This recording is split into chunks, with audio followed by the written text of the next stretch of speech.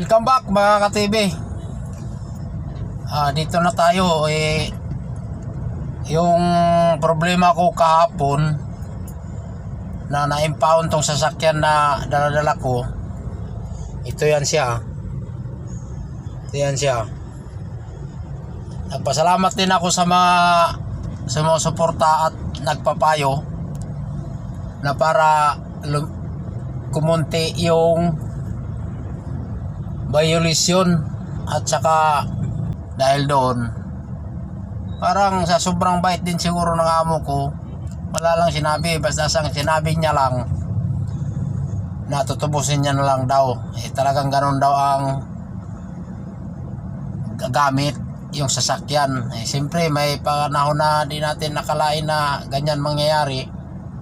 Nangyayari talaga. Anong gagawin daw? Nandyan na. Ang ginawa, tinubos na lang po. Kaya ngayon, nagpapasalamat ako sa amo ko at saka sa mga taong sumusuporta at nagpapayo sa akin na para hindi gaano ako malakihan at saka hindi gaano ako mamroblema, dahil sinagot na ng amo ko lahat ng problema. Kaya salamat sa lahat ng mga subscriber at saka sa nagtitext, nagchat-chat na ganyan ang gagawin. Di ko lubos akalain na ganito, na hindi magagalit yung amo ko dahil dan sa nagawa ng kasalanan. Pero ilagay ko na kasalanan ko talaga yon, dahil dapat talaga bago umalis i-check lahat. Pero hindi ko naiwasan yung hindi ko nagawa yung ganon dahil sobrang mamadali. Sabagay yung tao mga ka-TV hindi naman perpekto, kaya siguro nagkaroon din siguro ako ng kunting kamalian na hindi ko inaasahan. Kaya nangyayari, charge to experience na ko na lang yan mga ka-TV, na nangyayari sa buhay ko, na naranasan ko talaga yung ganyan na pangyayari. Natanggal siya sa amo niya. Sa ako mga ka-TV, sa awa ng Panginoon, hindi nangyayari sa akin doon kasi binigay ng Panginoon sa akin yung amo na sobrang bait din, matulungin din. Hindi nila inisip na pahirapan pa ako na ako magtubos, kundi sila na lang, inako na lang nila lahat. Ito mga ka-TV, back to biyahe na naman to Highway 2000 Taytay Cainta, Rizal. Ito mga ka-TV, para kahit papano maipayo ko rin sa iba na dapat talaga sa pag-alis, yun ang unahin pag-check. Kung akala mo, puro kakala na nalagay mo o nilagay mo na walang kumuha o walang gumalaw, i-check mo pa rin para masigurado mo na nandyan talaga yung kailangan mo sa pang-araw-araw mong hanap buhay.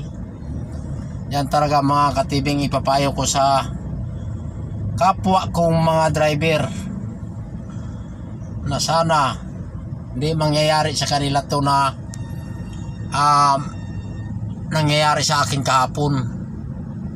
Maiwasan sana nila, baka matulad sila sa akin na maiwan yung license. Buti naman kay yung amo ko super bait, di ako na pagastos. Pero kahit pa paano makonsensya ka mga ka-TV dahil doon sa hindi tama yung pagpanarbaho ko. Pero lahat yan mga ka-TV pinagsisihan ko dahil hindi naman tama sana yung ganun. Charge to experience. So mga ka-TV, ito nilalakbay ko na naman to yung C6 papuntang Pasig. Pauwi na ako dito sa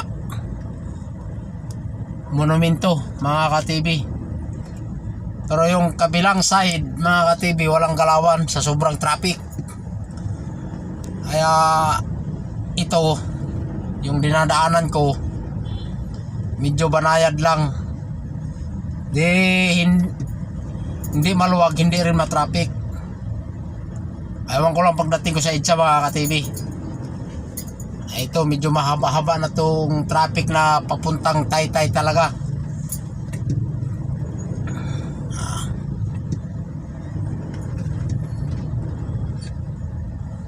Hanggang dito na lang mga ka-TV. Salamat sa pagsusuportan nyo sa akin at sa pagpanonood.